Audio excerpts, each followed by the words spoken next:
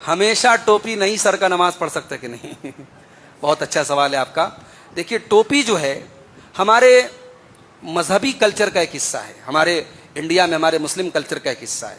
تو جیسے قرآن نے کہا کہ اپنی زینت کو اپنا لو، تو ہماری زینت میں ٹوپی بھی شامل ہے، اس لیے ٹوپی لگا لینا چاہیے. لیکن ٹوپی کو شرط سمجھنا، یا جیسے بعض جگہوں پر یہ سمجھتے ہیں کہ صاحب ٹوپی نہیں رہتی تو شیطان سر پر آ کے بیٹھ جاتا، یا کہیں ٹوپی نہیں ہے تو مسجد میں پرانی ڈسٹ میں بالکل اٹی ہوئی، گرد و غبار میں اٹی ہوئی کئی سال کی رکھی ہوئی ٹوپی وہ لوگ لگا لیتے ہیں، یا کچھ نہیں ملا تو رومال کو اوڑھ لیتے ہیں.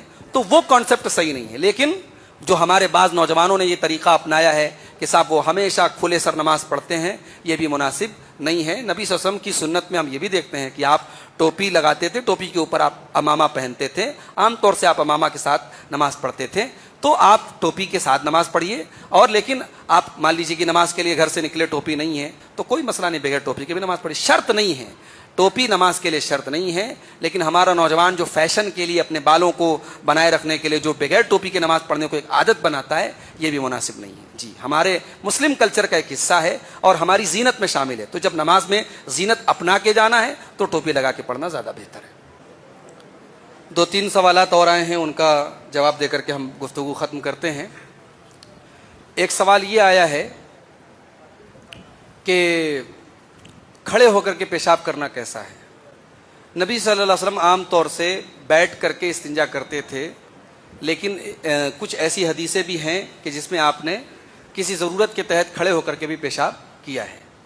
تو بھائی نے پوچھا تھا کہ جینس کی پینٹ وغیرہ کسی نے پہنی ہے تو کیا وہ کھڑے ہو کر کے کر سکتا ہے؟ دیکھیے جینس کی پینٹ یہ کھڑے ہو کر کے پہننے کے لیے وجہ نہیں ہے.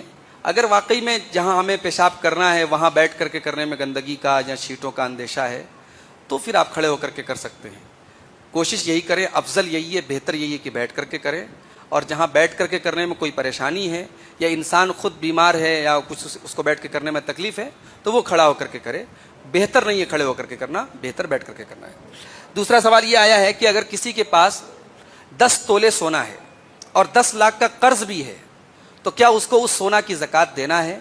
اس بارے میں اگرچہ علماء کا اختلاف ہے، مگر زیادہ راجح اور مضبوط بات یہی ہے کہ جو مقروض ہے، جس کے اوپر قرض ہے، لیکن اگر اس کے پاس اتنا مال ہے جس مال پر زکوٰۃ فرض ہوتی ہے تو اس کو زکوٰۃ دینا ہے.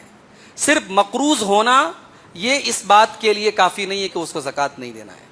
نبی صلی اللہ علیہ وسلم زکوٰۃ وصولنے کے لیے جن لوگوں کو بھیجتے تھے، آپ نے کبھی حکم نہیں دیا کہ سامنے والے سے پہلے پوچھو کہ تم مقروض ہو کہ نہیں ہو. آپ نے پوچھا، آپ نے کہا کہ زکوٰۃ وصولو، ان کے غریبوں امیروں سے لی جائے گی، غریبوں کو دی جائے گی.